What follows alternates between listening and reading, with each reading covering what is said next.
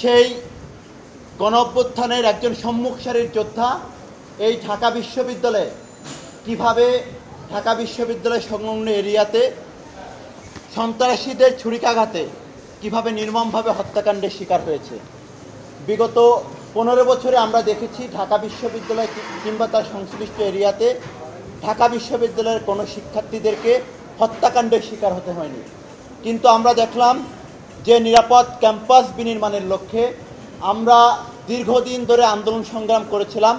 সেই গণঅভ্যুত্থান পরবর্তী সময়ে এই ক্যাম্পাস সংলগ্ন এরিয়াতে আমাদের একজন সহযোদ্ধা, একজন নেতৃত্বকে আমরা একজন সন্ত্রাসীর মাধ্যমে কতিপয় সন্ত্রাসীদের ছুরিকাঘাতের মাধ্যমে তাকে আমাদের শেষ বিদায় জানাতে হয়েছে। ওয়ালটন টেলিভিশন মাত্র 25,490 টাকায় পাচ্ছেন গুগল টিভি। শুরু করছি।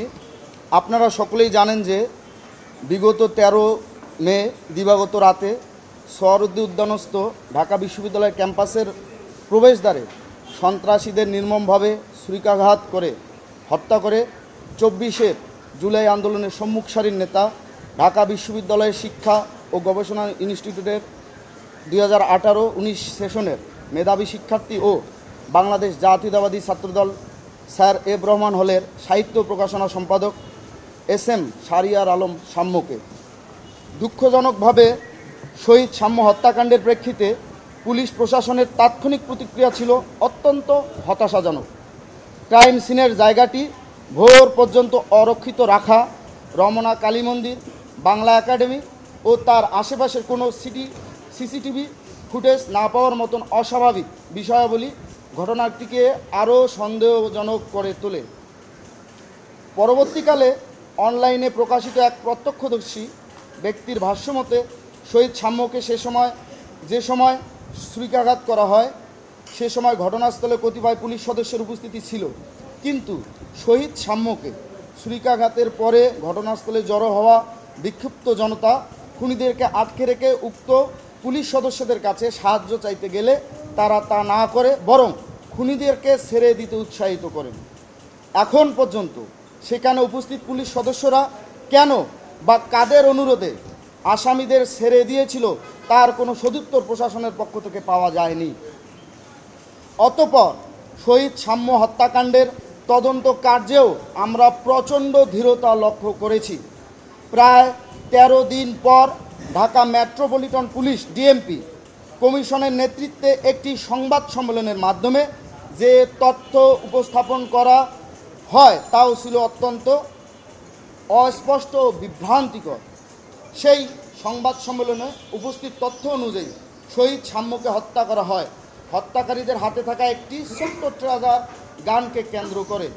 অথচ কর্তব্যরত ডাক্তারের ভাষ্যমতে শহীদ সাম্যের উরুতে ছুরিকাঘাতের মাধ্যমে অত্যন্ত সুচারুভাবে তার ফিমোরাল আর্টারি নামক একটি গুরুত্বপূর্ণ ধমনী কেটে দেওয়া হয়, যার ফলে মাত্র 2-3 মিনিটের মধ্যেই অত্যধিক রক্তক্ষরণে মৃত্যুমুখে পতিত হয় সে। পরিচয় দেওয়ার পরেও একজন ঢাকা বিশ্ববিদ্যালয়ের শিক্ষার্থী এবং সুপরিচিত ছাত্রদল নেতাকে এমন একটি তুচ্ছ বিষয়ে আক্রমণ করে অতি পেশাদার উপায়ে হত্যা করার পেছনে অন্য কোনো ষড়যন্ত্র আছে নাকি নেই সে বিষয়ে স্পষ্ট করে কোনো তথ্য জানাতে ব্যর্থ হয়েছে ডিএমপি কর্তৃপক্ষ। এর মাধ্যমে এটি পরিষ্কারভাবে প্রতীয়মান হয় যে শহীদ সাম্য হত্যাকাণ্ডের মূল রহস্য এখনও উদ্ঘাটিত হয়নি। কিন্তু তা সত্ত্বেও রহস্য উদ্ঘাটনের অসত্য দাবি করে পুলিশ প্রশাসন উক্ত সংবাদ সম্মেলনে অস্পষ্ট ও ব্যাখ্যাতীত বিভিন্ন তথ্য উপস্থাপনের মাধ্যমে জনগণকে এ বিষয়ে বিভ্রান্তির বেড়াজালে আবদ্ধ করে রেখেছেন। ডিএমপির উক্ত সংবাদ সম্মেলনে অস্পষ্টতা ও বিভ্রান্তিকরভাবে তথ্য উপস্থাপনের বিষয়ে শহীদ সাম্যর পরিবারও তাদের অসন্তোষ প্রকাশ করেছেন বলে জানা গেছে।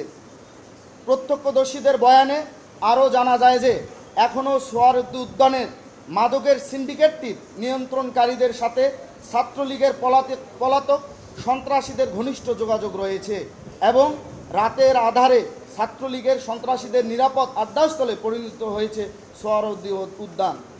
অথচ বারবার স্মরণ করিয়ে দেওয়ার পরেও বিশ্ববিদ্যালয় প্রশাসন আবাসিক হলসমূহে নানান উপায়ে লুকিয়ে থাকা ছাত্রলীগের সন্ত্রাসীদেরকে চিহ্নিত করে আইনের আওতায় আনতে অনীহা ও গাফিলতি প্রদর্শন করেছে ঢাকা বিশ্ববিদ্যালয় প্রশাসন। তাই শহীদ সাম্যর মতন একনিষ্ঠ সহযোদ্ধাকে হারানোর পরে বিদারিত হৃদয় নিয়ে আজ আমাদের লক্ষ্য করতে হচ্ছে যে ঢাকা বিশ্ববিদ্যালয়ের প্রশাসনিক কাঠামোর পাশাপাশি আবাসিক হলসমূহেও নানান উপায়ে ছলে বলে কৌশলে পতিত আওয়ামী ফেসিবাদের দোসর শিক্ষক, কর্মকর্তা ও কর্মচারীদেরকে ক্ষমতায়ন করা হচ্ছে।